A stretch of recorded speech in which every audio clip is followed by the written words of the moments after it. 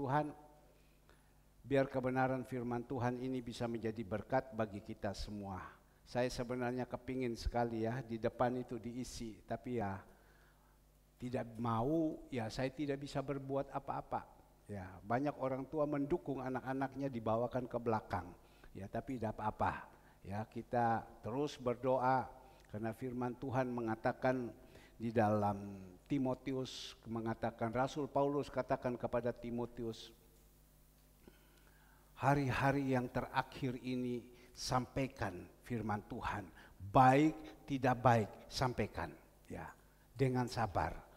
Mau terima, mau tidak, itu urusan kita pribadi, lepas pribadi dengan Tuhan.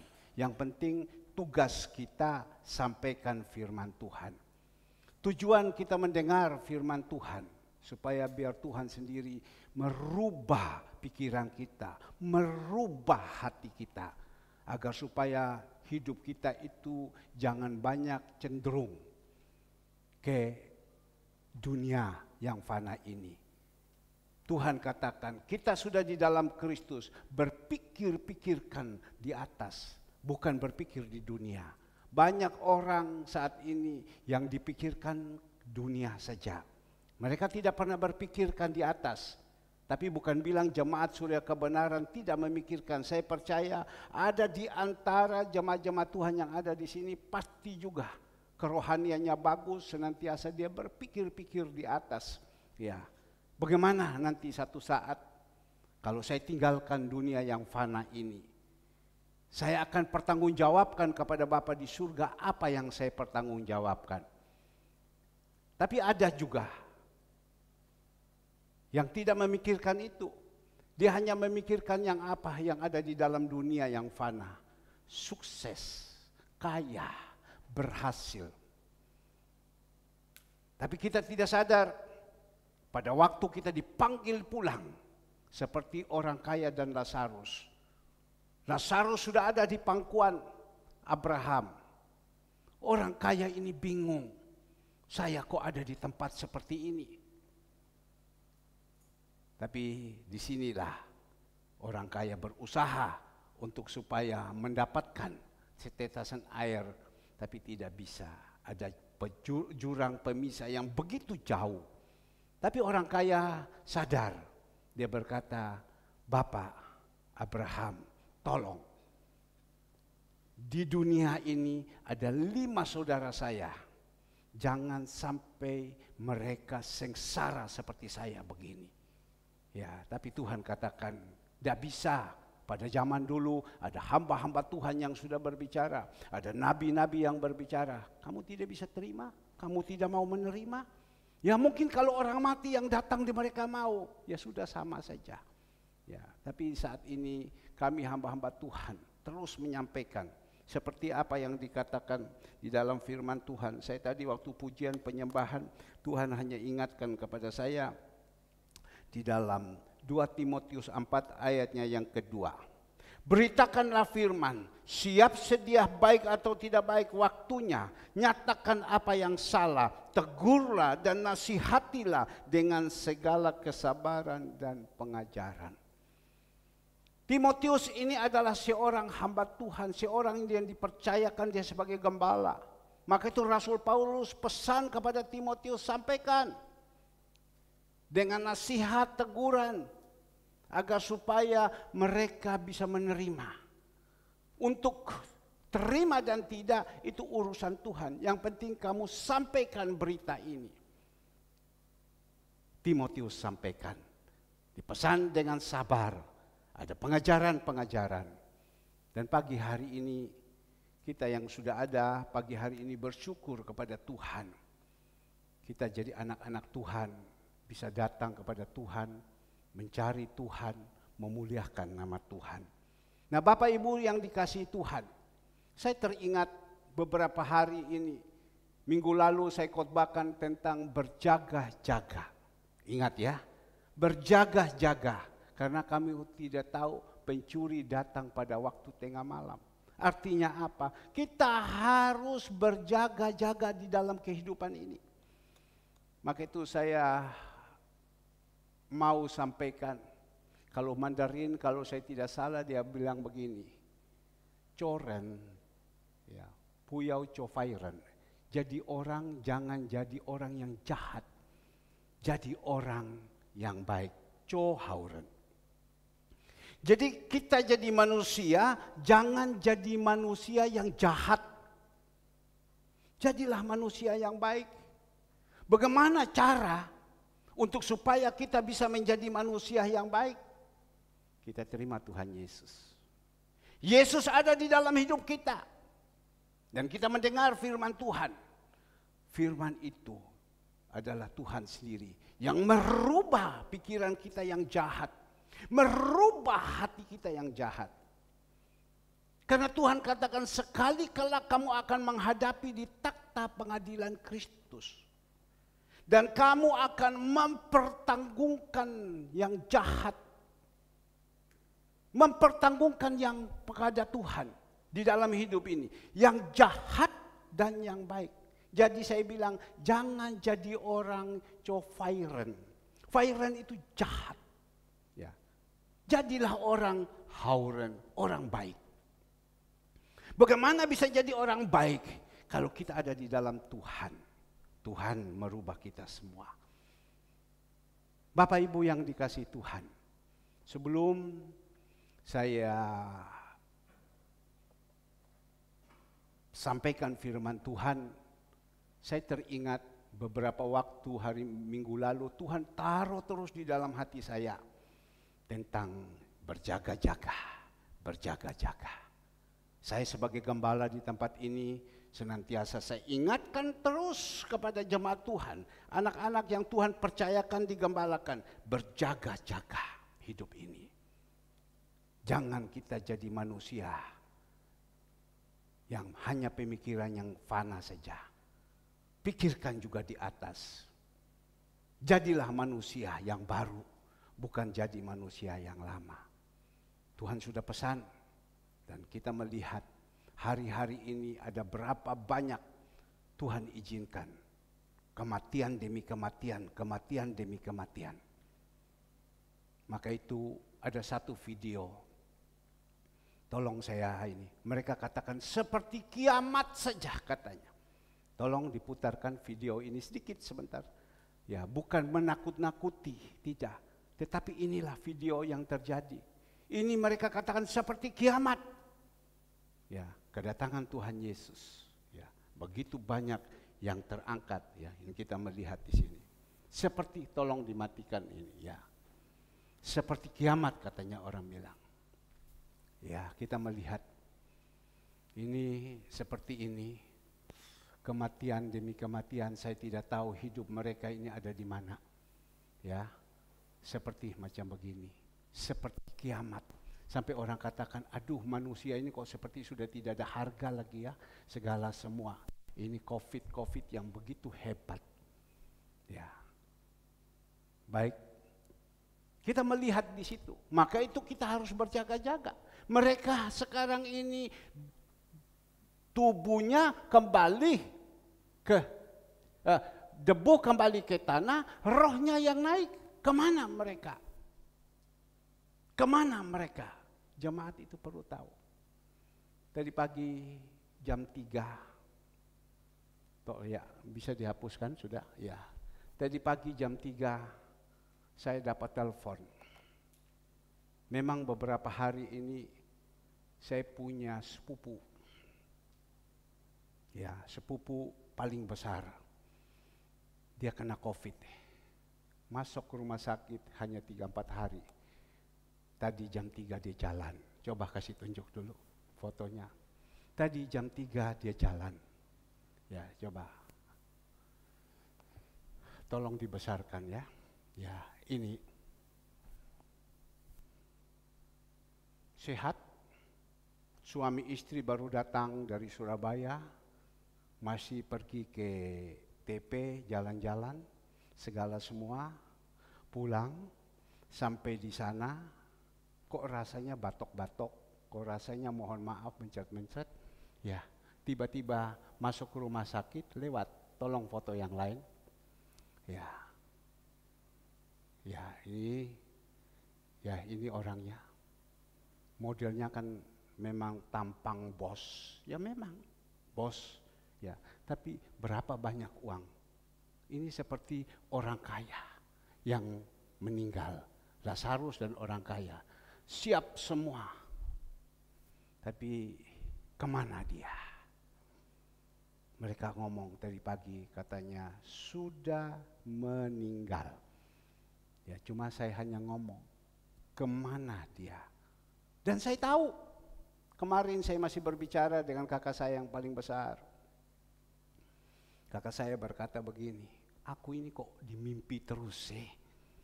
Kakak saya yang paling besar umur 72, tiap hari dengan saya video call. Aku kok dimimpi terus. Ya, kok dimimpi terus. Kenapa? Saya ada di satu kapal yang besar. Saya duduk di situ.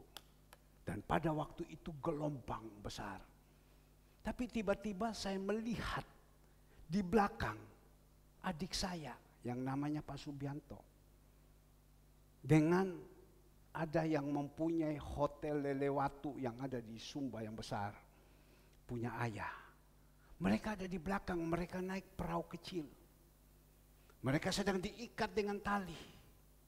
Dan saat itu badai yang begitu besar, gelombang pukul mereka. Saya lihat mereka kasihan. Aduh kasihan. Sampai saya bangun. Saya tidak berani berbicara kepada istri saya tidak berani berbicara sama siapa-siapa. Saya berbicara kepada kamu, apa arti ini mimpi?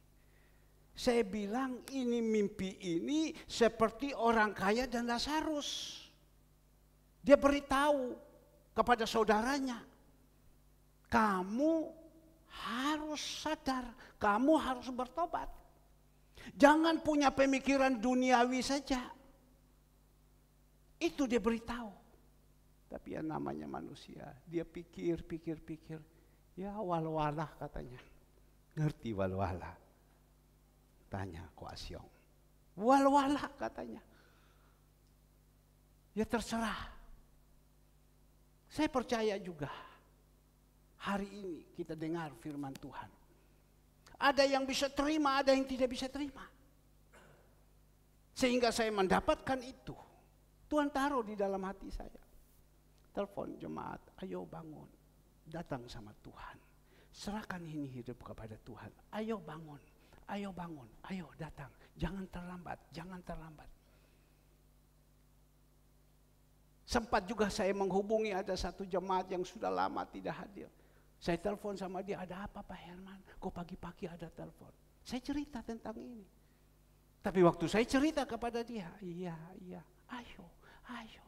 Tapi susah, karena hati, kaki, semua sedang terikat. Untuk mau melangkah itu sudah tidak bisa. Tapi ini perlulah kita disadarkan. Bahwa Tuhan kita Yesus Kristus sudah tidak lama lagi datang. Hari sudah sangat dekat. Kita tidak tahu waktu. Pak, kapan Tuhan Yesus datang? Senantiasa saya berbicara kepada Bapak Ibu. Tuhan belum datang bersama malaikat surga. Kita yang datang kepada Tuhan. Maka itu sekarang kita ini sedang antri. Tadi saya berbicara dengan Pak Toga Sirait. Pak, aku sudah mau tahu Pak, pokoknya saya mau datang terus mendekatkan diri sama Tuhan. Supaya satu saat saya pulang ada rapot yang saya bawa. Rapot saya ini tidak merah. Rapot biru semua, nilainya 10 semua. Sehingga lolos kita naik kelas. Artinya apa? Kehidupan ini yang ada di dalam dunia, buatlah yang baik. Perlu kita tahu, perlu kita sadar. Dunia itu fana. Saya teringat pada waktu itu firman Tuhan di 2 Raja-Raja, 1 Raja-Raja 2. Raja Daud mengatakan kepada Salomo sebelum dia meninggal. Salomo, coba dikeluarkan. Salomo, ya. Ayat tolong 1 Raja-Raja 2 ayatnya yang ke-1. 1 Raja-Raja 2 ayat ke-1. Ketika saat kematian Daud mendekat, ia berpesan kepada Salomo anaknya.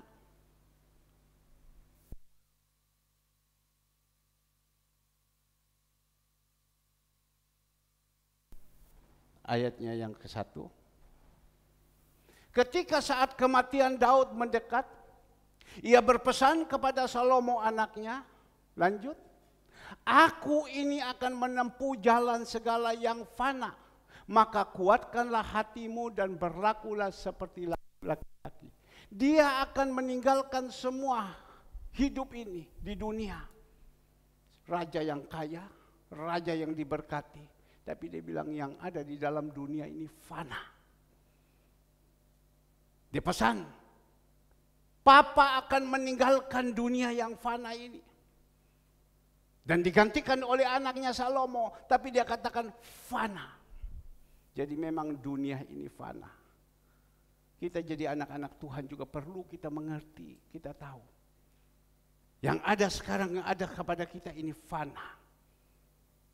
Maka itu Tuhan katakan kepada jemaat di Kolose, pikirkan yang di atas, bukan pikir di dunia yang fana ini. Nah, biar pagi hari ini kita sama-sama merenungkan baik-baik di dalam hidup ini. Dan saat ini kita akan sama-sama belajar satu kebenaran firman Tuhan yang Tuhan pesankan kepada saya untuk memberitakan kepada Bapak Ibu. Saya ajak kepada Bapak Ibu di dalam Lukas 16. Lukas 16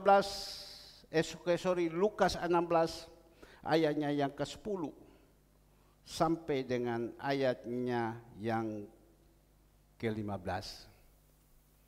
Sambil kita cari, saya menunggu.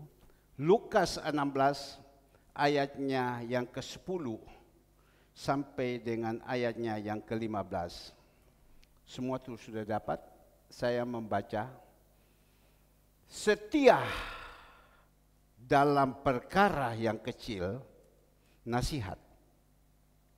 Barang siapa setia dalam perkara-perkara kecil, ia setia juga dalam perkara-perkara besar. Barang siapa tidak benar dalam perkara-perkara kecil, ia tidak benar juga dalam perkara-perkara besar. Jemaat, jadi jikalau kamu tidak setia dalam hal mamon yang tidak jujur, siapakah yang akan mempercayakan kepadamu harta yang sesungguhnya? 12. Dan jikalau kamu tidak setia dalam harta orang lain, siapakah yang akan menyerahkan hartamu sendiri kepadamu? 13.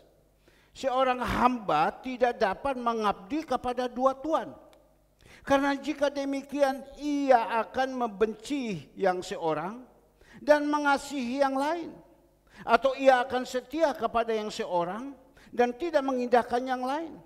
Kamu tidak dapat mengabdi kepada Allah dan kepada Mammon. Ayo jemaat, semuanya itu didengar oleh orang-orang Farisi, hamba-hamba uang, dan mereka mencemoohkan dia. 15 sama-sama. Lalu ia berkata kepada mereka, kamu membenarkan diri di hadapan orang, tetapi Allah mengetahui hatimu. Sebab apa yang dikagumi manusia dibenci oleh Allah. Bapak Ibu yang dikasihi Tuhan, pagi hari ini kita disapa dengan satu kebenaran firman Tuhan. Kalau minggu yang lalu Tuhan taruh di dalam hati saya, ya, supaya jemaat Tuhan itu berjaga-jaga atas hidupnya. Karena kita tidak tahu kapan pencuri itu datang. Karena pencuri datang pada tengah malam. Tadi pagi jam 3, sepupu saya meninggal. Dan saat itu juga berusaha cari peti, dapat peti, dimasukkan. Dan saat ini juga diberangkatkan untuk dikebumikan. Saat ini juga. Tidak ada bikin acara-acara, saat ini juga. Maka itu ada beberapa saat yang lalu. Ada orang kirimkan sama saya satu firman Tuhan. Saat-saat ini orang sakit sudah tidak bisa lagi ditemukan. Dia hanya sendiri. Orang mati sudah tidak bisa dirayakan lagi. Segalanya semua. Dan harus dikubumikan. Begitu banyak semua. Karena ini adalah waktu-waktu yang sudah sangat dekat. Dan kita perlu tahu. Nah, pagi hari ini kita belajar lagi dengan satu kebenaran firman Tuhan. Tuhan ajarkan melalui Dr. Lukas ini mengatakan, setia dalam perkara yang kecil dan kita akan dipercayakan perkara yang besar. Setia dalam hal apapun yang Tuhan percayakan, Tuhan akan percayakan dulu juga yang besar. Nah, pagi hari ini kita sama-sama mendengar firman Tuhan dan berusaha mengintrospeksi di dalam kehidupan kita. Apakah kita ini jadi pengikut-pengikut Tuhan? Tuhan pesan kepada kita, karena itu adalah berupa satu nasihat. Apakah kita ini sudah termasuk orang-orang yang setia, yang kecil? Karena Tuhan menjanjikan, orang yang setia yang kecil, Tuhan akan mempercayakan yang besar. Kita renungkan pagi hari ini. Bagaimana kehidupan kita? Kalau kita mau melihat terjemahan sehari-hari, tolong dikeluarkan Lukas 16 ayat 10 terjemahan sehari-hari. Orang yang bisa dipercayai dalam hal-hal kecil, bisa dipercayai juga dalam hal-hal besar. Tetapi orang yang tidak bisa dipercayai dalam hal-hal kecil, tidak bisa dipercayai juga dalam hal-hal besar. Jadi bagaimana kehidupan kita? Bisakah kita dipercayai dalam hal-hal yang kecil? Ini menceritakan tentang pelayanan. Pelayanan di dalam Tuhan. Apakah kita yang saat ini Tuhan percayakan di dalam melayani? Mulai dari kecil diizinkan melayani. Apakah kita terus percaya, kita setia terus? Karena orang itu tidak bisa langsung naik ke atas, lalu semua melalui dasar. Apakah terus dia pertahankan, membuat satu fondasi yang kuat dulu? Sehingga pada waktu dia setia, fondasinya sudah kuat. Dan Tuhan sudah melihat cocok sudah ini bisa diangkatkan lagi. Tuhan akan percayakan yang besar. 20 sekian tahun saya dipercayakan untuk melayani sebagai gembala. Saya melihat anak-anak yang melayani Tuhan. Saya melihat jemaat-jemaat Tuhan yang beribadah. Ya. Ada permulaan, mereka pasti memulai dengan awalnya mereka memulai. Tapi kan semuanya harus ada happy ending, ada akhirnya. Tapi apakah ada seperti ini? Maka itu kita jadi orang sebenarnya jangan kita puaskan dulu kalau kita sudah bisa melayani. Apakah kita bisa sampai akhir atau tidak? Kalau kita mau melihat Timotius mengatakan, aku telah selesai sampai akhir. Ya. Aku telah selesai sampai akhir melayani Tuhan. Coba kita melihat di dalam Timotius. Aku telah berakhir sampai akhir Timotius. Ya.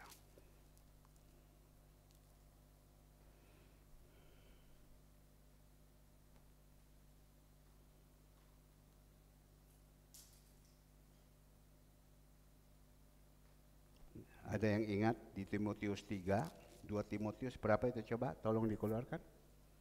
Sampai akhir. Sudah?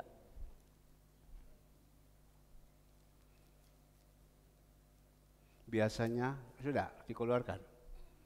Ya. Kita melihat 2 Timotius 4 ayatnya yang ke-7. 2 Timotius 4 ayatnya yang ke-7. Dikatakan di sini, aku telah mengakhiri pertandingan yang baik. Aku telah mencapai garis akhir dan aku telah memelihara iman. Ini Rasul Paulus berbicara kepada Timotius supaya anak-anak Tuhan pada zaman itu kasih tahu kepada Timotius supaya mereka ajarkan anak-anak ini supaya mereka melayani sampai akhir. Dan Rasul Paulus mengatakan, aku juga sudah selesai. Sehingga banyak kita lihat ayat ini dikutip. Yang telah dipanggil, ditulis di batu bongpainya, telah mengakhiri. Tetapi apa yang telah mengakhiri? Maka itu kita pagi hari ini, Tuhan pesankan kepada kita. Di dalam melayani Tuhan ada endingnya. Berapa banyak anak-anak Tuhan memulai dengan berapi-api, memulai dengan roh, tapi akhiri dengan daging. Tapi pesan Tuhan hari ini kepada kita, supaya kita jadi anak-anak Tuhan berusaha sampai akhir. Di dalam skup jemaat Tuhan, kemarin saya duduk di sini, saya renungkan. Ini anak-anak Tuhan yang mulai dari sekolah minggu. Mereka melayani Tuhan.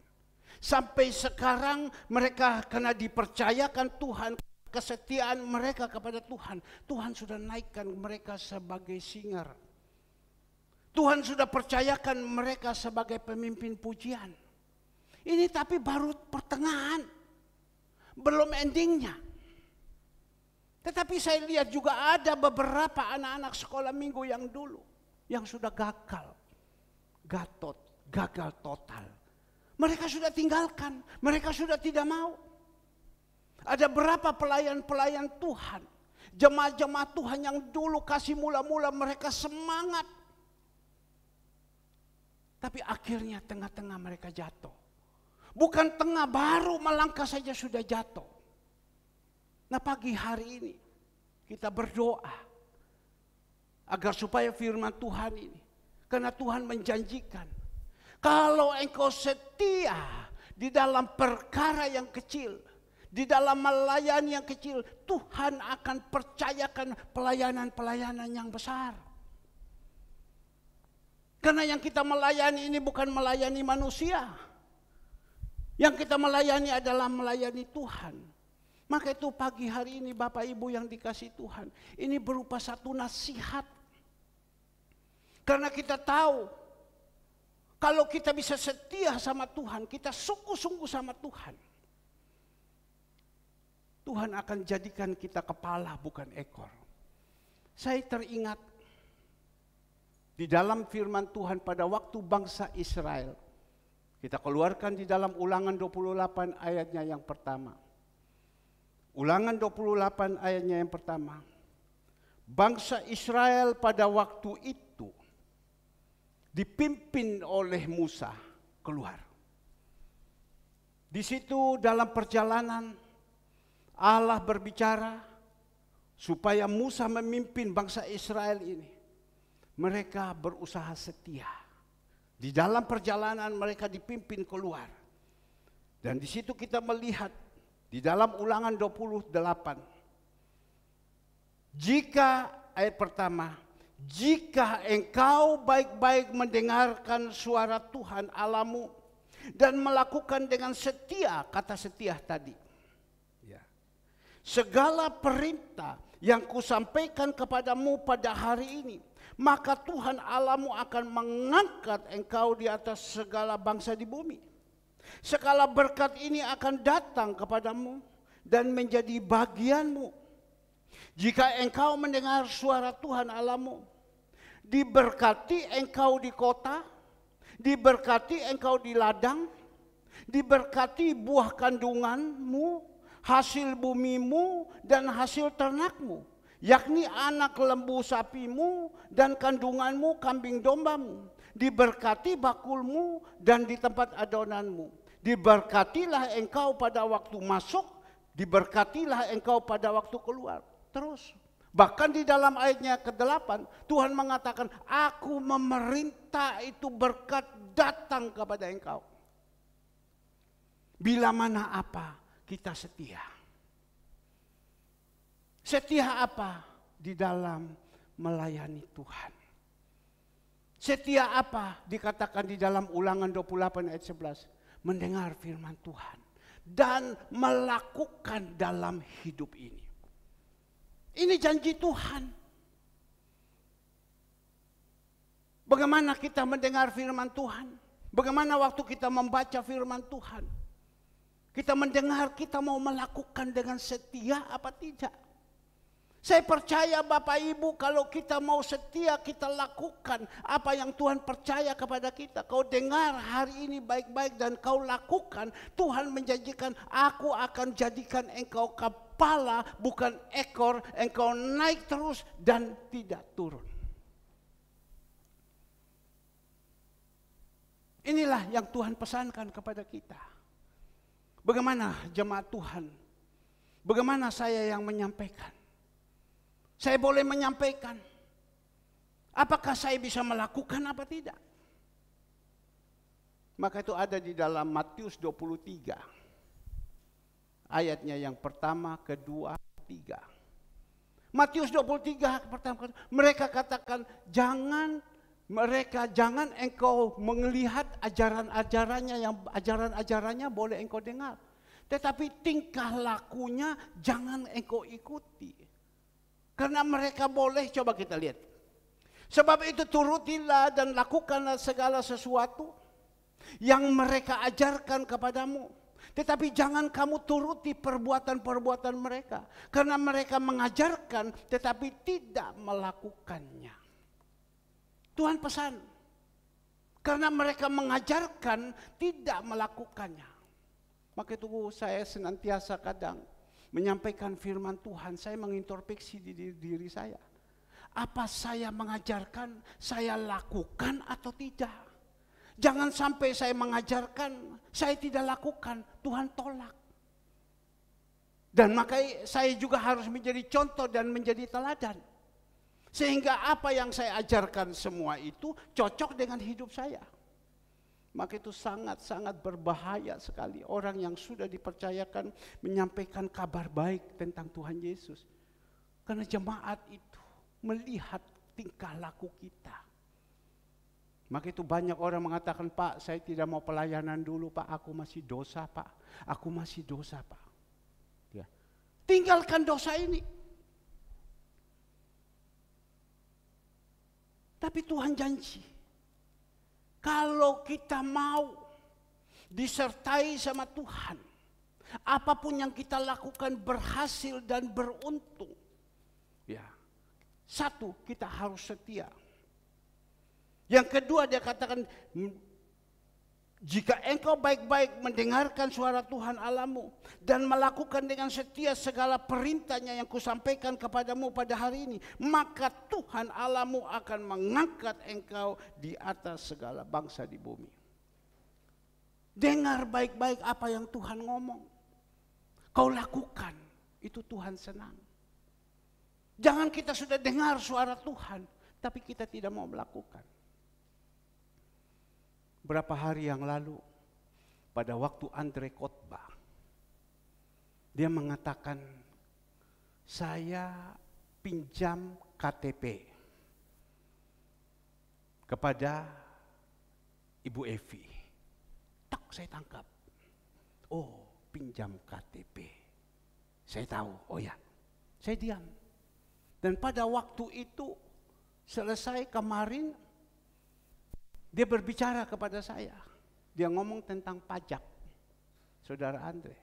Dan pada waktu dia ngomong tentang pajak, kamu pinjam KTP untuk apa? Karena persis pada waktu itu ada seorang membeli mobil dan dia minta sama saya, tolong siapa jemaat yang bisa dipakai nama.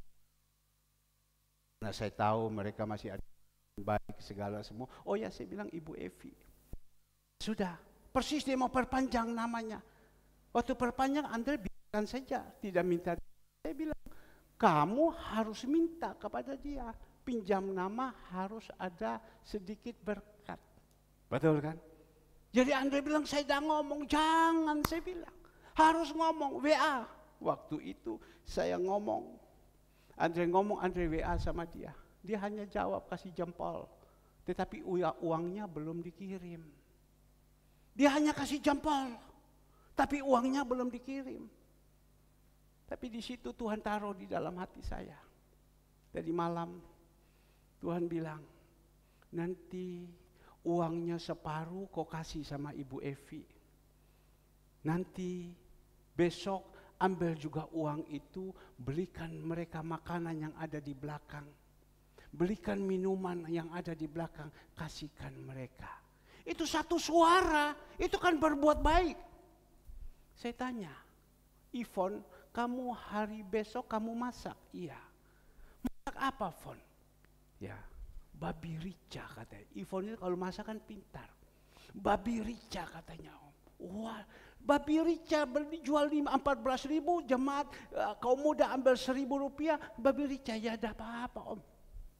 Saya lakukan ini semua bukan untuk mencari untung, saya lakukan semua ini untuk jemaat, kumpulan-kumpulan jemaat, dapat apa? Saya langsung pesan, Fon saya pesan 5, 4, 3, 2, 1. 15 saya pesan sama Ivon. Wih, Ivon kaget. Loh Om, kok begitu banyak Om? Kok begitu banyak Om pesan? 15 memang. 5, 4, 9, 10. Oh 13, sorry. 13. Kok begitu banyak Om? Saya bilang Tuhan suruh saya. Kau lakukan, kau kasih di sini, kau lakukan, kau kasih di sini, kau lakukan, kau kasih di sini. Itu suara yang datang. Maka itu firman Tuhan katakan, kalau kau dengar baik-baik suaraku dan kau lakukan, Tuhan akan percayakan. Maka itu kita jadi anak-anak Tuhan. Tuhan minta kepada kita supaya kita berusaha mendekatkan diri supaya bisa mendengar itu suara Tuhan. Maka tadi saya pesan kepada Ibu Evi, Bu, nanti kalau pulang tidak usah masak Bu ya, tunggu saja Bu. Itu berkat pasti ada. Ya, makasih Om. Ibu Evi kan, makasih Om. Kalau kau dengar suaraku, lakukanlah kewajibanmu dengan setia terhadap Tuhan Allahmu, dengan hidup menurut jalan yang ditunjukkannya, dan jangan dengan tetap mengikuti segala ketetapan, perintah, peraturan, dan ketentuannya. Kalau kita mau jalankan, sekarang Tuhan pesankan kepada kita, lakukan. Kita harus percaya. Apalagi seorang gembala dia menyampaikan, tentu dia berdoa sama Tuhan. Tuhan, anak-anak saya ini, mereka mau dimakankan apa? Tuhan bilang, kasih tahu mereka berjaga-jaga. Sebab aku datang seperti pencuri. Lihat sekarang COVID yang begitu merebak kemana-mana. Kemarin saya melihat Malaysia lockdown. Saya telepon kepada sepupu saya di Malaysia, dia bilang kita tidak bisa keluar. Begitu banyak rumah sakit tidak bisa menampung lagi. Yang muncul ini COVID yang klaster kedua dari India punya. Mohon maaf, mencret hari pertama, kedua, ketiga lewat. Cuma yang penting sekarang kalau kita lewat, kemana kita? Itu yang paling penting. Sepupu saya, orang mampu. Dia pergi, mau bisa apa? Kosong. Hanya membawa jas, membawa batu. Biasa pakai kacamata, sekarang sudah tidak pakai kacamata. Tapi di sana dia harus bertanggung jawab. Maka itu Bapak Ibu, kita jaga baik-baik. Kesetiaan dan Tuhan janjikan, Salomo, kalau engkau setia yang kecil, aku berikan yang besar. Tadi kita berbicara tentang bangsa Israel. Lakukan. Tapi Tuhan pesan juga kepada bangsa Israel ini. Di dalam Ulangan 28 ayatnya yang ke-15. Ulangan 28 ayatnya yang ke-15. Tetapi jika engkau tidak mendengarkan suara Tuhan Allahmu dan tidak melakukan dengan setia segala perintah dan ketetapannya yang kusampaikan kepadamu pada hari ini, maka segala kutuk ini akan datang kepadamu dan mencapai engkau. Kutuk itu akan datang kepadamu, akan mencapai engkau. Orang kalau sudah hidup di dalam kekutukan, apapun yang dia perbuat namanya kutuk. Semua tidak berhasil. Ini buntu, ini buntu, ini buntu. Semua tidak berhasil. Kutuk itu akan turun. Dan Tuhan sudah berjanji, bukan Tuhan jadikan kita kepala, tetapi Tuhan jadikan kita ini hidup di dalam kekutukan. Nah, Bapak Ibu yang dikasihi Tuhan, pagi hari ini kita dengar, mungkin pada waktu itu hamba Tuhan sedang menyampaikan firman. Atau mungkin Tuhan pakai hamba Tuhan untuk menasihati kita. Kita dengar, kita lakukan di dalam ini. Jangan kita keraskan hati. Ada berapa banyak orang kalau sudah dinasihati marah dia. Atau mungkin kita telepon, tidak mau ngangkat. Tadi malam saya ada telepon seseorang, tidak mau ngangkat. Dan pagi hari ini saya cari dia tidak ada. Kenapa? Tuhan taruh di dalam hati mau menasihati dia. Nah, biar pagi hari ini saya berdoa. Nah, kita melihat lagi tentang Raja Salomo. Bagaimana dia adalah orang yang begitu setia. Dia lakukan semua ini. Saya ajak kepada Bapak Ibu bukakan di dalam 1 Raja-Raja 2. 1 Raja-Raja 2. Ayatnya yang pertama. 1 Raja-Raja 2 ayat pertama. Pesan Daud yang terakhir sebelum meninggal. Ketika saat kematian Daud mendekat, ia berpesan kepada Salomo anaknya, aku ini akan menempuh jalan segala yang fana, maka kuatkanlah hatimu dan berlakulah seperti laki-laki.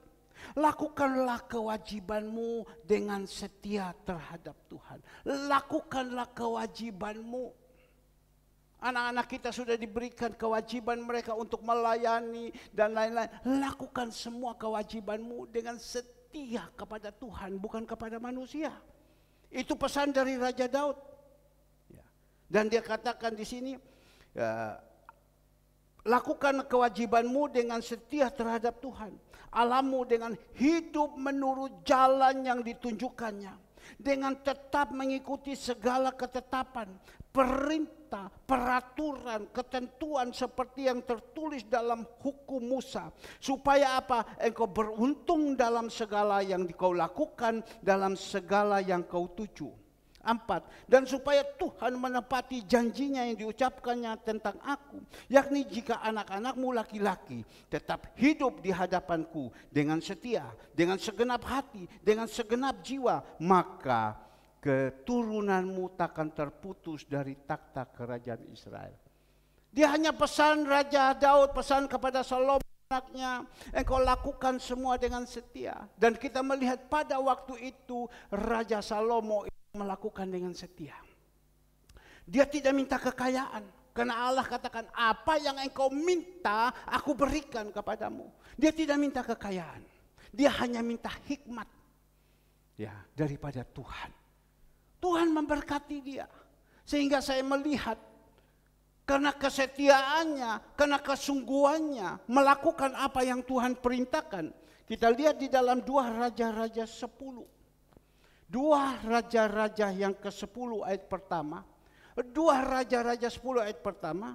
Kunjungan Ratu Negeri Seba. Ketika Ratu Negeri Seba mendengar kabar tentang Salomo berhubung dengan nama Tuhan, maka datang Leah hendak mengunjunginya dengan teka-teki. Ia datang ke Yerusalem dengan pasukan pengiring yang sangat besar, dengan unta-untanya membawa rempah-rempah, sangat banyak emas, batu permata yang mahal-mahal. Setelah ia disampaikan ke Salomo, dikatakanlah segala yang ada dalam hatinya kepadanya. Dan Salomo menjawab segala pertanyaan ratu itu. Bagi raja tidak ada yang tersembunyi yang tidak dapat dijawabkan untuk ratu itu. Ketika Ratu Seba melihat segala hikmat Salomo dan rumah yang telah didirikan, makanan di mejanya, cara duduk pegawai-pegawainya, cara pelayan-pelayannya melayani, dan berpakaian, minuman dan korban bakaran yang biasa dipersembahkannya di rumah Tuhan, maka tercenganglah ratu itu dan berkata kepada raja, benar juga kabar yang kudengar di negeriku tentang engkau, tentang hikmatmu. Tetapi aku tidak percaya perkataan-perkataan itu, sampai aku datang dan melihat dengan mataku sendiri. Sungguh setengah pun belum diberitahukan kepadamu dalam hal hikmat dan kemakmuran. Engkau melebihi kabar yang kudengar. Berbahagialah para istrimu, berbahagialah para pegawaimu, inilah selalu melayani engkau dan menyaksikan hikmatmu. Dan seterusnya. Salomo dengan melakukan apa yang diperintahkan, semua apa yang dikatakan, semua dia lakukan. Dan kita melihat Tuhan rubah kepada Salomo. Dan satu saat dikatakan di situ ada seorang ratu dari Seba. Ratu Seba orang yang kaya sekali. Dia mendengar orang katakan di Israel itu ada raja yang namanya Salomo. Itu raja luar biasa. Dia tidak percaya. Masa dia bilang. Dia datang ketemu. Dan pada waktu itu dia ketemu dengan Salomo. Dia berbicara Salomo di dalam pengurapan Tuhan. Salomo ada hubungan baik dengan Tuhan. Dengan penuh kuasa. Dia lihat Salomo punya cara berbahasa. Dia lihat Salomo punya cara duduk. Dia lihat Salomo punya cara tingkah laku segala semua. Dia bingung. Luar biasa orang ini. Justru dia lihat luar biasa. Hatinya terketuk. Wah, ini orang ini penting. Perlu kita berkati dia. Raja, ratu dari Seba ini orang kaya. Sehingga dia pada waktu itu dia mendengar. Dia datang, dia membawa harta yang begitu banyak. Emas yang begitu banyak, kayu cendana yang begitu banyak. Coba kita melihat ayatnya yang ke-10. Satu Raja-Raja nih, ya. Ayat 9 dulu kita baca. Terpujilah Tuhan Allahmu yang telah berkenan kepadamu, demikian hingga ia menduduki engkau di atas takhta kerajaan Israel. Karena Tuhan mengasihi orang Israel untuk selama-lamanya, maka ia telah mengangkat engkau menjadi raja untuk melakukan keadilan dan kebenaran. Lalu diberikannya kepadanya raja 120 talenta emas, tolong dikeluarkan, dan sangat banyak rempah-rempah batu permata yang mahal-mahal. Tidak pernah datang lagi begitu banyak rempah-rempah seperti yang diberikan Ratu Seba kepada Raja Salomo. Karena dia melihat raja ini berbicara dengan baik, punya tanggung jawab dengan baik. Hidup di dalam pengurapan, hidup di dalam penyertaan Tuhan. Hati daripada Ratu Seba itu dikuasai oleh Tuhan. Sehingga dia apa? Dibawakan emas yang begitu banyak. Dibawakan semua rempah-rempah yang dikatakan tidak pernah melihat banyaknya seperti itu. Kayu-kayu yang begitu banyak dibawa, kapal-kapal bawah semua berkat itu datang. Dan saya percaya Bapak Ibu, kita pegang itu firman Tuhan. Kalau kita mau jalan dengan setia, kita lakukan kebenaran firman Tuhan. Apa yang Tuhan pesankan kepada kita. Dikatakan Lukas 1 ayat 37. Yang tidak mungkin bagi manusia, mungkin bagi Tuhan. Karena kita tidak percaya. Kita tidak mau. Diomongi tidak mau, marah. Dihubungi tidak mau terima segala semua. Itu bukan hidup di dalam keberkatan. Tetapi hidup di dalam kekutukan. Kalau Tuhan mau balik, mau tolong kita itu gampang. Kemarin si Ibu Andreas kirim di grup. Melihat bagaimana foto dulu kalau kita mau lihat. Sebelumnya itu saudara Noldi. Modelnya saking tidak ditulis dikasih situ. Ada, tolong dilihat nanti. Noldi punya model.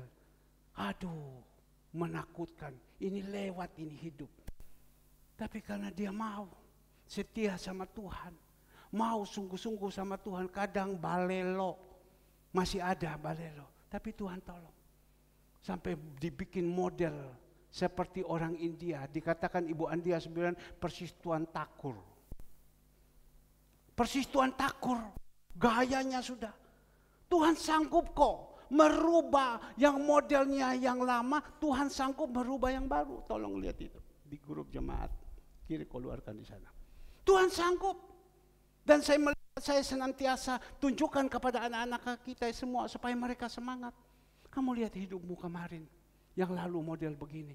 Kamu lihat sekarang. Berubah apa tidak? Ya berubah. Pikiran berubah, hati berubah, semua wajah semua berubah. Ada di jemaat.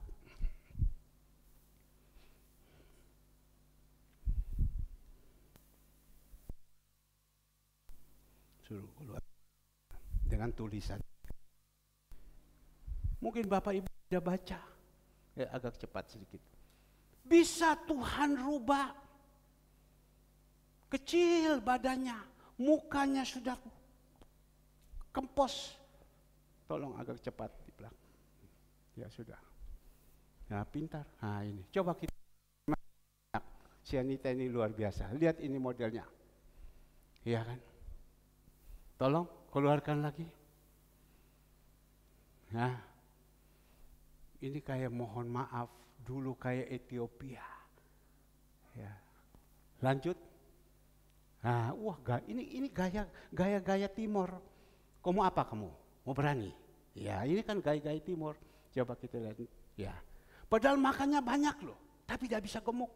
Lanjut. Terus. Nah, ini modelnya. Tapi Tuhan bisa kasih seperti ini. Coba kita lihat. Yang ini, ya bagaimana? Kan Tuhan takut kan?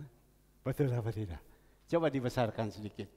Boleh dimasuk di vlog, dikirimkan kemana. Ini untuk kemuliaan nama Tuhan, bisa dirubah, kasih besar.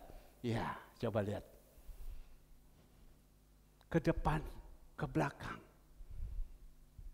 Ya. Seperti ini. Coba kita lihat. Tidak ada yang sebenarnya mohon maaf sudah harus jalan itu. Tapi Tuhan buat seperti ini. Lanjut satu foto lagi. Ya, masih ada satu foto lagi. Ya, kita lihat. Kebesarkan. Ya, kayak Tuhan takur kan. Betul. Berikan kemuliaan untuk Tuhan Yesus. Apa hebat dari Bapak Kris atau Ibu Kris yang kasih makan sama dia terus? Tidak. Harus lewat waktu itu, harus terbang. Maka itu kamu renungkan kebaikan Tuhan. Tolong tetap dikeluarkan. Kamu renungkan kebaikan Tuhan. Tidak tahu Ibu Andreas dapat dari mana pagi-pagi langsung Ibu Andreas. Waduh, Noldi kayak Tuhan takur. Dia bilang, waduh, saya pikir-pikir luar biasa ya. Sama juga Salomo. Seperti itu. Karena apa? Mau melakukan firman Tuhan. Apa yang Tuhan pesan, Tuhan jalankan semuanya.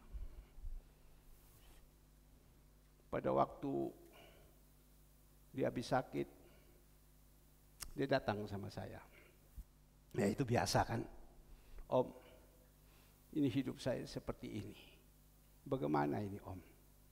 Ya, kenapa si A ini kok bisa? Si A ini kenapa tidak ada apa-apa kok bisa? Saya katakan sama dia, karena dia mau nurut. Setia yang kecil kan, karena dia mau nurut, dia mau taat.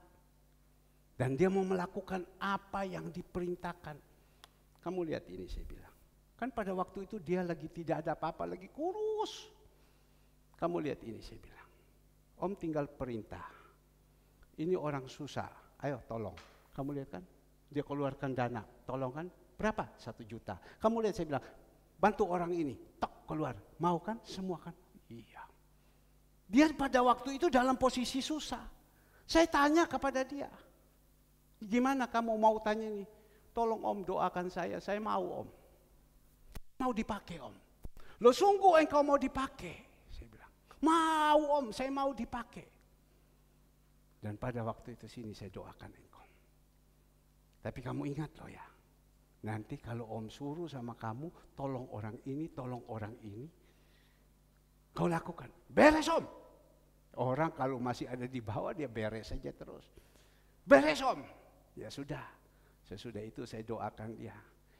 Dah tahu bagaimana cara Tuhan kasih dia kerja. Tuhan kasih dia kerja, saya sudah hitung semua dan saya katakan kepada dia, ambil kau sepeda motor satu. Tentu semua orang tuanya tidak setuju. Kakak, jangan kakak, nanti tidak bisa bayar bagaimana. Papa pensiun, mama ibu rumah tangga. Kakak jangan kakak. Tapi dia dengar, ayo ambil sekarang. Oke, ambil, saya bawa. Pergilah ke Ramayana Motor. Pergi ke sana, saya nego. Saya berbicara semua, sudah oke, pas tanggal 2, waktu bayaran. Sudah, jalan. Setiap tanggal 2 dia harus bayar, setiap tanggal 2 dia harus bayar. Sampai saat ini, sudah 15 sampai 16 bulan. Pernah satu kali pada waktu dia kerja, selesai dia stop, karena perusahaan tutup. Bingung dia, bagaimana bayar cicilan saya? Ayo duduk kau di sini, kita berdoa. Mau nurut? Nurut. Tapi di situ Tuhan buka jalan, bisa bayar cicilan. Yang kedua, dia kerja-kerja. Sampai sekarang sudah bayar ke berapa kali? Noldi? Sudah 15 kali. Berikan kemuliaan untuk Tuhan. 15 kali tanpa terlambat. Dulu 25 bulan bayarnya ya. Ya. Dia bisa naik sepeda motor yang sekarang disebut Tuan Takur. Kita melihat secara manusia tidak mungkin. Makanya kadang kalau dia doa pagi datang itu, saya yang tukang buka pintu, dia senter dengan lampu yang terang ke mata saya. Lain kali kasih mati itu lampu. Dia senter, ini loh om aku naik sini. Maka itu secara manusia tidak mungkin. Tapi Tuhan itu bisa mungkin. Belajar. Kita melihat Salomo. Karena dia setia, dia sungguh-sungguh betul sama Tuhan. Tuhan kirim Ratu Seba datang, memberkati dia emas, memberkati dia kayu, memberkati dia rempah-rempah, memberkati segala semua. Secara manusia, siapa kau Salomo? Tapi karena dia sudah lakukan kebenaran firman Tuhan, semua Tuhan rubah dia. Cara berbahasa, mimik mukanya, hatinya, semua Tuhan rubah. Lain. Saya senantiasa memberikan ingatan kepada anak-anak saya. Tidak usah takut. Yang penting kita lakukan kebenaran firman Tuhan. Kita jalankan. Tuhan itu tidak pernah punya rencana yang jelek kepada kita. Rencana Tuhan penuh pengharapan bersama dengan Dia. Kenapa kita harus takut? Tapi berapa banyak anak-anak Tuhan diomongi, dinasihati, tidak mau dengar. Maka itu Tuhan bilang apa? Engkau setia yang kecil, Tuhan akan percaya yang besar. Melakukan itu kesetiaan itu yang susah. Seperti anak-anak kaum muda ini sekarang. Mereka sekarang jam 3 sudah datang. Pulangnya jam 7 hari Sabtu. Mereka sebenarnya harus berpacaran, jalan-jalan. Tapi mereka datang ya dengan datang melayani. Saya percaya firman Tuhan mengatakan jerih payamu tidak sia-sia. Jalankan saja. Anak saya kemarin, saya dengar dari mamanya, dia mau pergi foto. Jam berapa? Saya salah dengar. Di mamanya ngomong bilang jam 3 pulang gitu loh. Jam 3. Oh pergi foto jam 3 hari Sabtu. Oh udah boleh, batal saya bilang. Loh kenapa? Ada kaum muda. Dia harus jadi contoh. Dia jadi teladan, batal. Biar tidak dapat itu uang 1 juta tidak apa-apa, batal. Tidak, jam 9 dia berangkat. Pulang jam 3. Oh ya, itu bagus. Setia yang kecil. Tuhan percayakan yang besar. Jangan kita jadi orang sudah setia yang kecil sampai tengah-tengah kita mundur. Bukan setengah-tengah lagi, baru seperapat kita sudah mundur. Dipercayakan melayani sudah mundur, sudah tidak mau, hilang sudah segala semua. Tuhan bilang engkau tidak mau mendengar semua itu. Bukan hidupmu di dalam keberkatan, hidupmu di dalam kekutukan. Maka itu saya pesan kepada jemaat Tuhan pagi hari ini. Belajar, karena itu adalah janji Tuhan. Kembali lagi di dalam Lukas ayatnya yang ke-10. Lukas 16 ayat 10 bagian B. Ia setia juga dalam perkara-perkara besar, dan juga barang siapa tidak benar dalam perkara-perkara kecil, ia tidak benar juga dalam perkara-perkara besar. Tidak benar di dalam perkara-perkara yang kecil, juga pasti tidak benar di dalam perkara-perkara yang besar. Ada setia yang kecil di dalam pelayanan, dan juga hidup di dalam kebenaran yang kecil saja sudah tidak bisa, mana Tuhan bisa percayakan yang besar. Lanjut di dalam ayatnya yang ke-11. Jadi jikalau kamu tidak setia dalam hal mamon yang tidak jujur, siapakah yang akan mempercayakan kepadamu harta yang sesungguhnya? Hal mamon. Kita tahu hal mamon itu adalah uang. Ya, itu uang. Mamon itu uang. Jadi jikalau kamu tidak setia dalam hal mamon yang tidak jujur. Coba kita kembali di dalam Lukas 16 ayatnya yang pertama. Perumpamaan tentang bendahara yang tidak jujur. Dan Yesus berkata kepada murid-muridnya, ada seorang kaya yang mempunyai seorang bendahara. Kepadanya disampaikan tuduhan bahwa bendahara itu menghamburkan miliknya. Lalu ia memanggil bendahara itu dan berkata kepadanya, apa yang kau kedengar tentang engkau? Berilah pertanggungjawab atas urusanmu, sebab engkau tidak boleh lagi bekerja sebagai bendahara. Kata bendahara itu di dalam hatinya, apa yang harus aku perbuat, Tuanku? Memecat aku dari jabatanku sebagai bendahara. Mencangkul aku tidak dapat, mengemis aku malu. Aku tahu apa yang aku akan perbuat supaya apabila aku dipecat dari jabatanku sebagai bendahara, ada orang yang akan menampung aku di rumah mereka. Nah, kita melihat Bapak Ibu tentang mamon, ya, menceritakan uang. Tuhan percayakan kepada kita. Kita kepingin uang yang kecil ini. Kita mau Tuhan percayakan kita uang yang kecil. Kita bisa mengatur dengan baik. Mempunyai satu kejujuran seperti bendahara ini yang tidak jujur. Tuhan pecat. Tapi kalau kita di dalam bendahara yang kecil, Tuhan percayakan. Dan kita bisa mengolah itu keuangan dengan baik dan lain-lain segalanya semua. Menyenangkan hati Tuhan. Tuhan akan jadikan kita orang-orang besar. Tuhan akan percayakan kepada kita uang-uang yang besar. Ini bukan bilang berbicara perpuluhan. Tetapi inilah yang Tuhan taruh di dalam hati saya. Tentang mamon. Ada orang yang dipercayakan dari kecil. Seperti kita melihat. Maliaki 3 ayatnya yang ke-10. Maliaki 3 ayatnya ke-10. Saya berharap Bapak Ibu jangan memikirkan, wah pendeta kok omong perpuluhan. Tidak. Saya mau ajarkan kepada Bapak Ibu tentang kebenaran firman Tuhan. Ya, supaya kita dipercayakan sama Tuhan. Maleakhi 3 ayatnya yang ke-10. Ya. Tapi kita boleh baca, ya boleh baca ayat ke-10, tapi kita baca dulu perikop Maleakhi 3 ayat ke-6. Di atas ada satu perikop. Perikop ini bunyi, pembayaran persembahan persepuluhan menyenangkan hati Allah. Ini ada perikop, ya.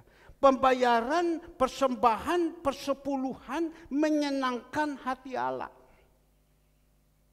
Ayat 6, bahwasanya aku Tuhan tidak berubah dan kamu Bani Yakub tidak akan lenyap. Sejak zaman nenek moyangmu kamu telah menyimpang dari ketetapanku dan tidak memeliharanya kembali kepadaku. Maka aku akan kembali kepadamu, firman Tuhan semesta alam. Tetapi kamu berkata, dengan cara bagaimanakah kami harus kembali? Bolehkah manusia menipu Allah? Namun kamu menipu aku. Tetapi kamu berkata, dengan cara bagaimana kamu menipu engkau mengenai persembahan persepuluhan dan persembahan khusus. 9, aku telah kena kutuk Tetapi kamu masih menipu aku, ya kamu seluruh bangsa. 10. Bawalah seluruh persembahan persepuluhan itu ke dalam rumah perbendaharaan, supaya ada persediaan makanan di dalam rumahku. Dan ujilah aku, firman Tuhan semesta alam, apakah aku tidak membukakan bagimu tingkap-tingkap langit dan mencurahkan berkat kepadamu sampai berkelimpahan. Aku akan menghardik bagi belalang pelahap, supaya jangan dihabisnya hasil tanamu, dan supaya jangan pohon anggur di padang tidak berbuah bagimu, firman Tuhan semesta alam. Maka segala bangsa akan menyebut kamu berbahagia, sebab kamu ini akan menjadi negeri kesukaan, firman Tuhan semesta alam. Tentang persepuluhan, ya, mamon yang kecil dipercayakan. Tuhan akan percayakan mamon yang besar, uang yang besar. Ya. Tetapi bagaimana kita jadi anak-anak Tuhan? Berapa banyak anak-anak Tuhan yang saya banyak yang tidak suka mendengar, sebab ini berbicara tentang uang. Tetapi Tuhan mengajarkan kepada kita soal mamon. Ya. Yang kecil saja engkau tidak bisa dipercayakan, mana bisa dipercayakan yang besar. Tapi biar pagi hari ini kita mengerti, karena Tuhan katakan uang itu Tuhan punya. Kita bekerja, Tuhan bilang, aku percayakan engkau bekerja. Tuhan kasih kerja. Dari hasil keuntunganmu yang ada, Tuhan minta kepada kita, kita kerjakan pasti harus ada untung.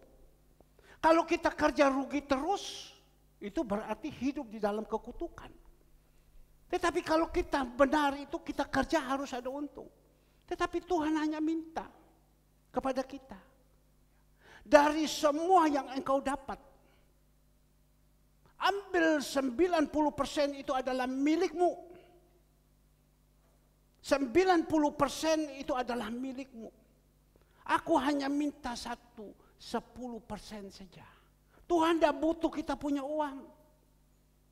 Tapi Tuhan mau melihat ketaatan kita, kesetiaan kita, kepercayaan kita. Setia itu bahasa sehari-hari percaya. Kepercayaan kita. Apakah kita tahu bahwa ini berkat ini datang daripada Tuhan, untuk Tuhan, bagi kemuliaan Tuhan. Tuhan titipkan kepada kita. Kita kerja diberikan sehat, kita kerja diberikan akal budi, kita kerja segalanya semua. Tuhan tidak minta apa-apa. Dari hasil itu engkau dapat, engkau berikan 10% punyaku. Kamu mau apa tidak? Tuhan bilang berikan dengan sukacita. Jangan dengan keadaan terpaksa. Memang ini berat betul-betul. Tapi kita bisa menerima. Lakukan ini adalah satu kasih karunia yang Tuhan berikan. Tapi bagaimana? Supaya apa dia katakan? Supaya ada makanan di dalam rumahku. Di dalam rumah ada makanan. Apakah ada makanan babi rica sebentar yang Ibu Ivon jual? Tidak. Makanan itu ada kebutuhan di dalam gereja. Kebutuhan ini, kebutuhan ini. Tanggal 20 kita harus bayar 6 juta lagi. Ya, listrik. Itu kebutuhan. Kebutuhan. Tapi kita melihat di sini. Apakah kita mau seperti tadi bendahara yang tidak dijujur? Karena dia tidak jujur, Tuhan bilang bepo orang ini tidak bisa dipakai. Pecat saja. Orang kalau sudah pecat ya sudah. Maka itu Bapak Ibu yang dikasihi Tuhan. Tuhan katakan supaya ada makanan di dalam rumahku. Kita bawa persembahan ini. Saya teringat ada satu anak muda. Dia datang ke gereja. Tiba-tiba pulang, dia kirimkan persembahan, persepuluhan. Jumlahnya 450.000, berarti gaji dia 4.500.000. Dia kasih. Saya dilaporkan, Pak, ini si A ada kasih uang perpuluhan. Saya bilang, loh anak ini Kak baru masuk. Sudah lama pergi, tinggal sekarang baru masuk. Kenapa kok dia tiba-tiba ada apa? Saya perlu tanya. Satu saat karena anak ini rajin datang doa pagi, belum ada orang, saya tanya sama dia. Saya tanya kepada dia, kenapa saya melihat engkau memberikan perpuluhan? Apakah dulu waktu engkau sudah tinggalkan gereja ini, engkau masih memberikan perpuluhan? Oh tidak pernah, dia bilang. Saya tidak mau berikan, karena saya tidak cukup. Saya tidak berikan. Jadi sama sekali tidak berikan. Kenapa kau berikan sekarang? Dia bilang pada waktu saya masuk ke gereja, saya duduk di situ, saya dalam kekurangan. Tapi Tuhan bilang apa? Milik Tuhan kembali kepada Tuhan. Milik kaisar kembali kepada kaisar. Loh, kamu tahu itu ayat? Saya sudah tahu. Dia bilang saya sudah lama tidak baca firman Tuhan. Tetapi Tuhan berbicara, milikku kepadaku, milik kaisar kembali kepada kaisar. Jadi pada waktu itu dia terjamah hatinya dan dia ambil langsung. Dia pakai m-banking, saat itu juga dia kirim. Saya kirim, dia bilang. Tapi waktu saya kirim, saya kurang. Cuma dia bilang, Tuhan engkau sudah suruh sama saya lakukan. Apakah langsung dikasih semua kembali? Tidak. Tetapi saya jalankan. Tiap hari lepas hari, hati saya senang, saya sungguh-sungguh, saya mulai jalankan. Malah lain hidup saya. Saya hidup lebih tenang, kurang sih kurang. Tetapi Tuhan cukupkan dari cara-cara jalan yang lain. Maka itu karena dia percaya, dia lakukan. Oh ya, saya bilang kalau begitu memang ya, itu dia menerima kasih karunia. Dia mau melakukan itu.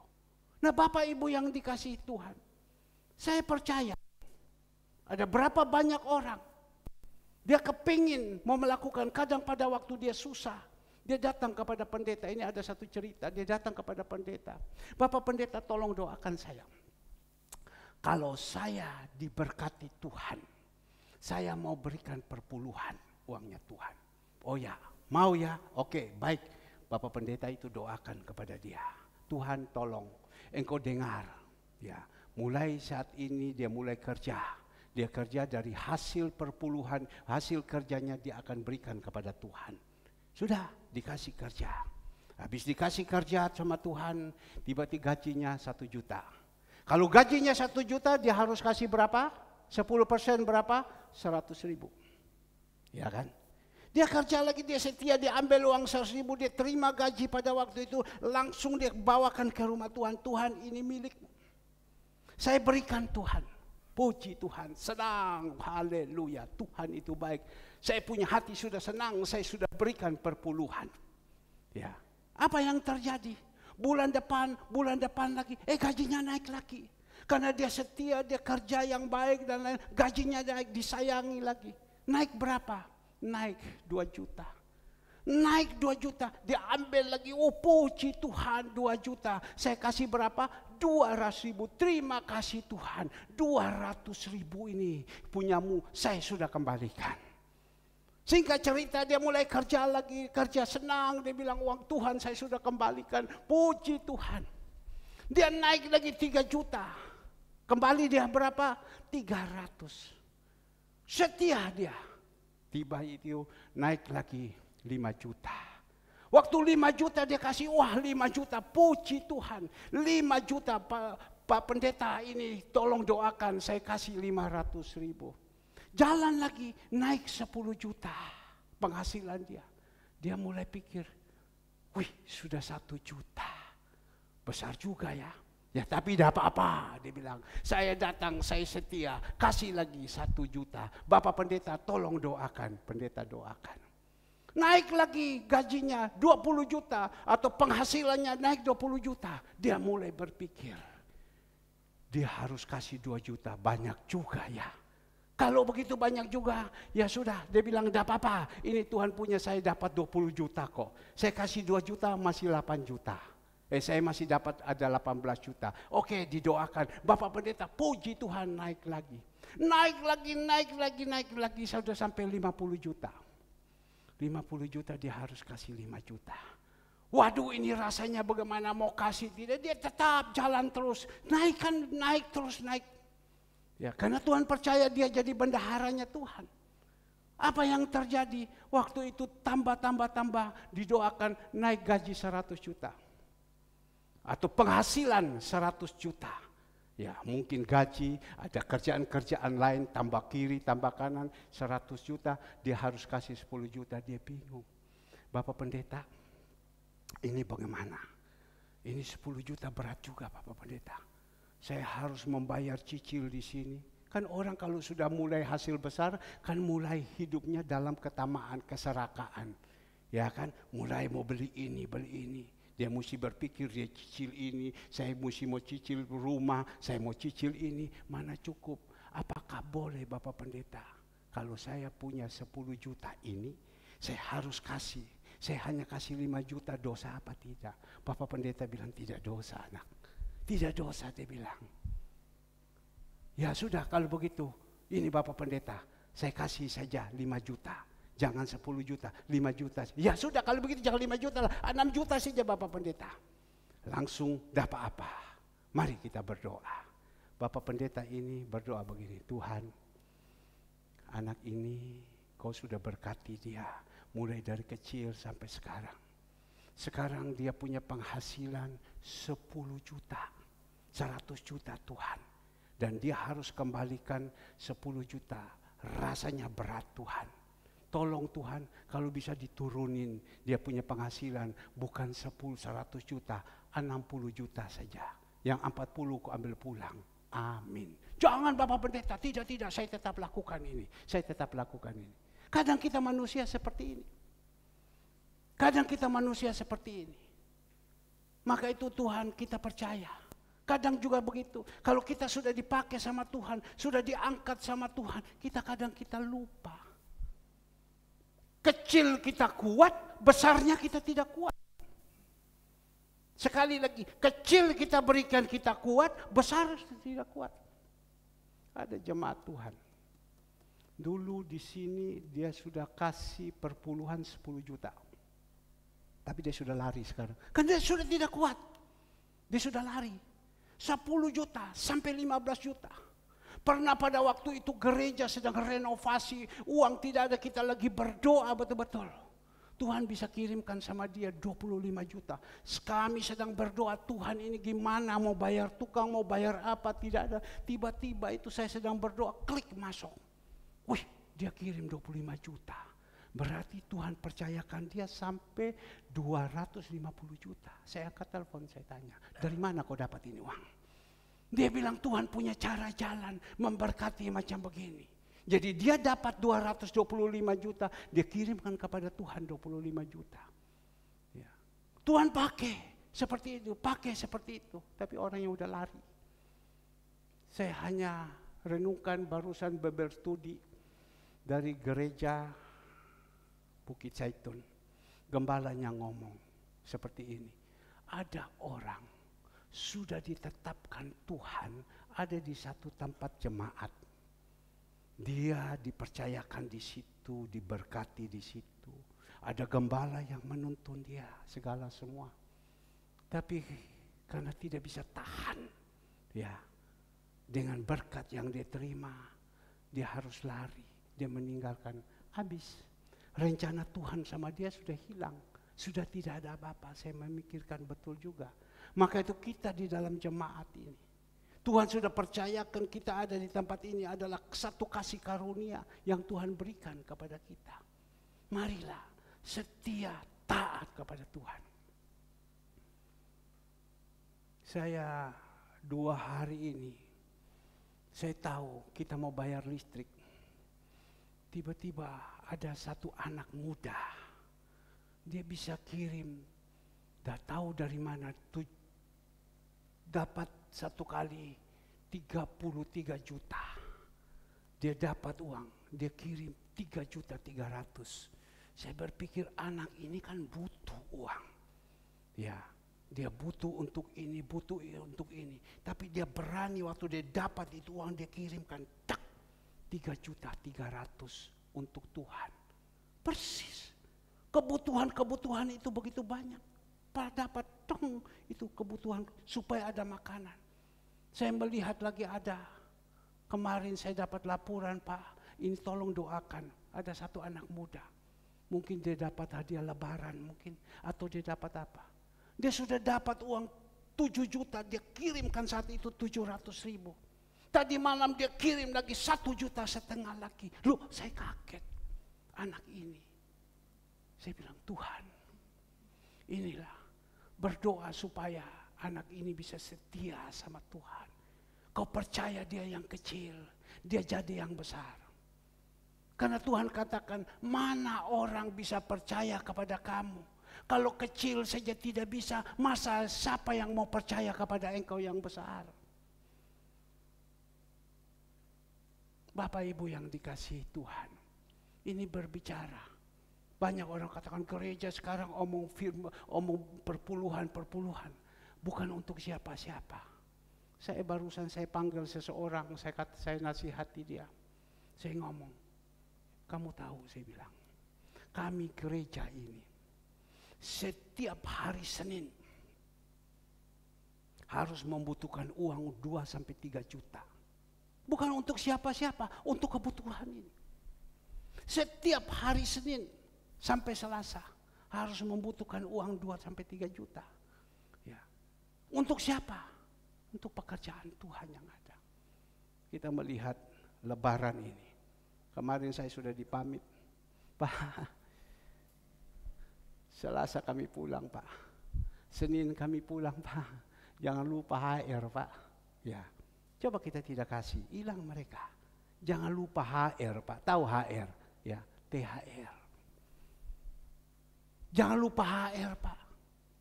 Dari mana? Kalau kita bekerja, itu dari upah kita bekerja. Tetapi ini pekerjaan Tuhan dari mana? Ya, dari jemaat-jemaat Tuhan yang diberkati. Ya.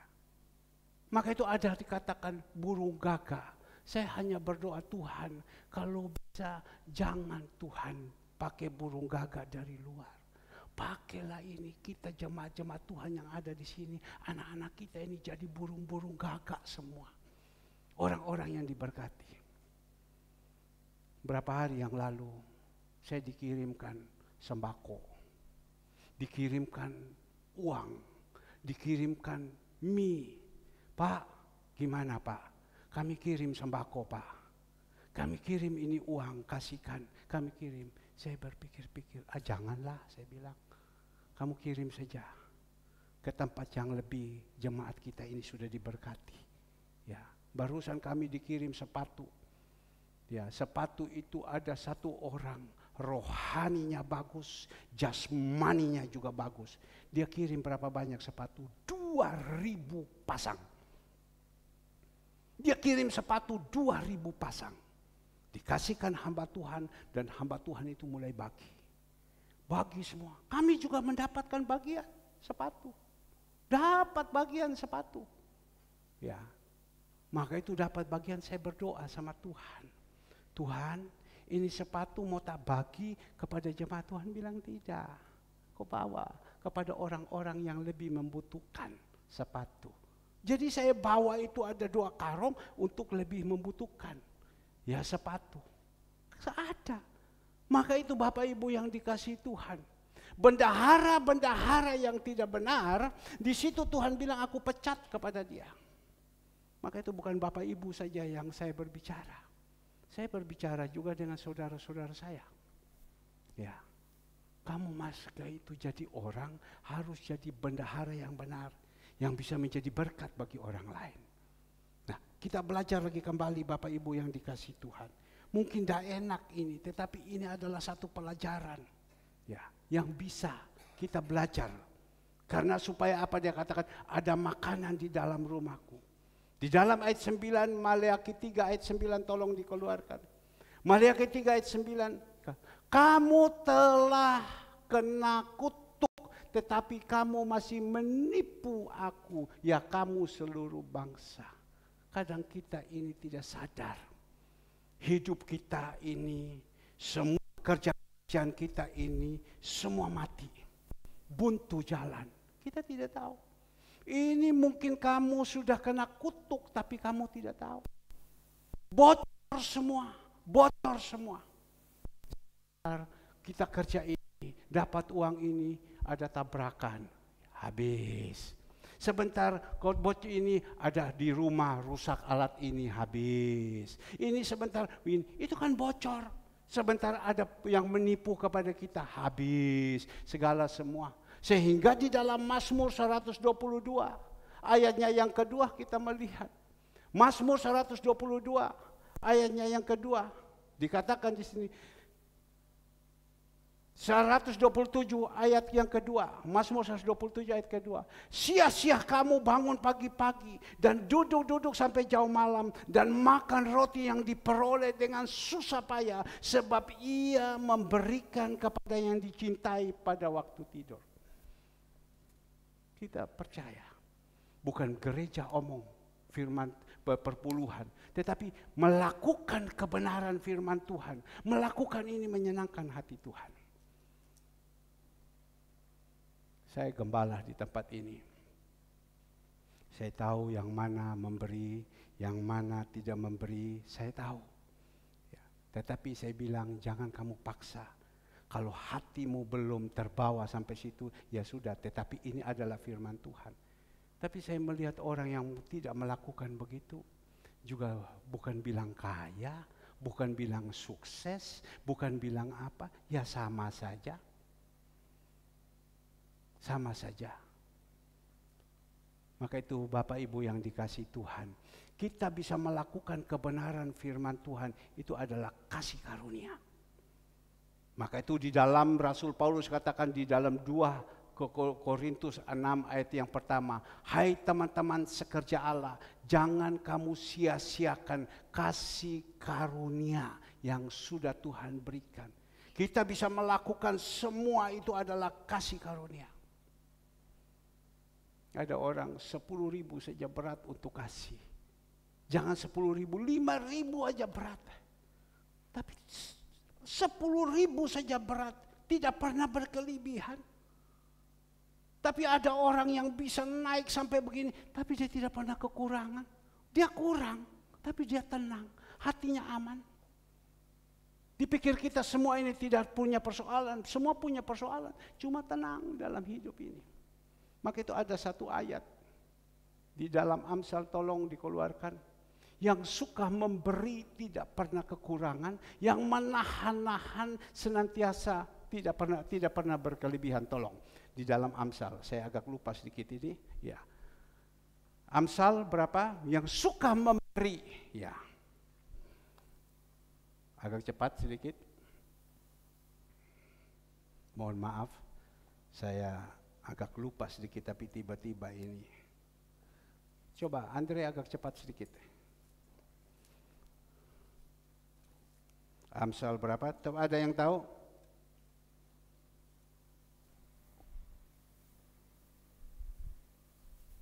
Aduh, nggak bisa keluar ya Sianita? Ada yang tahu jemaat? Ivon tahu?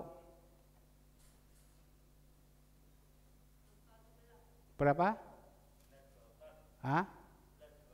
Amsal 11 ayat 2, puji Tuhan. Ya. Ada yang menyebar harta, tetapi bertambah kaya. Ini kan aneh. Ini Amsal Salomo berkata, ada yang menyebar harta, tetapi bertambah kaya. Ada yang menghemat secara luar biasa, namun selalu berkekurangan. Coba kita melihat.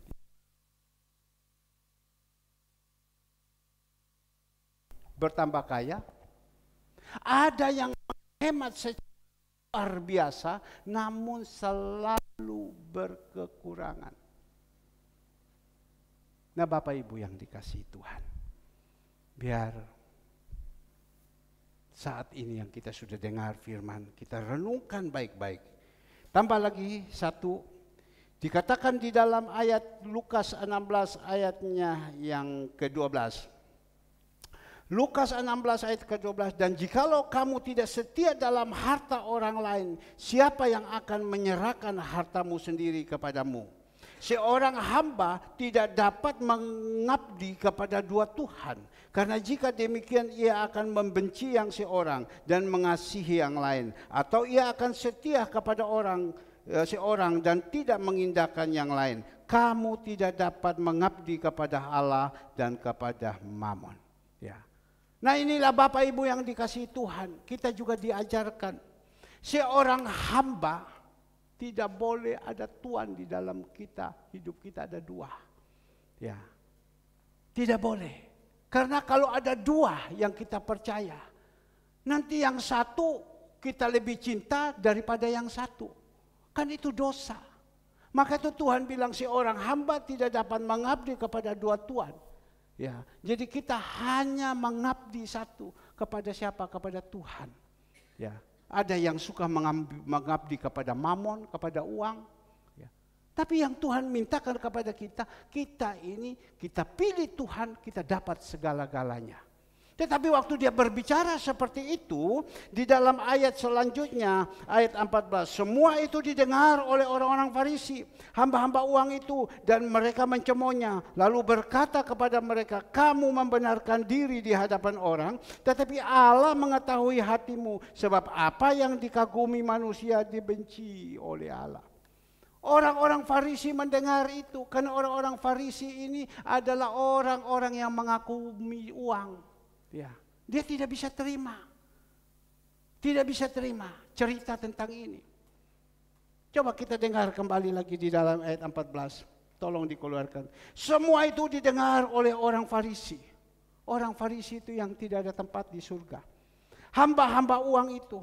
Dan mereka mencemoohkan dia. Mencemoohkan dia. Dia itu siapa? Tuhan kita Yesus Kristus. Karena ini adalah perkataan daripada Tuhan Yesus. Nah, biar Bapak Ibu yang dikasihi Tuhan, kita sudah mendengar firman. Apa yang Tuhan taruh di dalam hati saya. Untuk meneruskan kepada Bapak Ibu. Kita berdoa supaya ini bisa menjadi berkat. Saya percaya apa yang dikatakan Amsal Salomo. Tidak pernah dia lihat orang yang menghemat-hemat dia berkelebihan. Tidak ada. Tapi kita melihat ada orang. Ya, yang suka menolong orang lemah segala semua, dia tidak pernah kekurangan.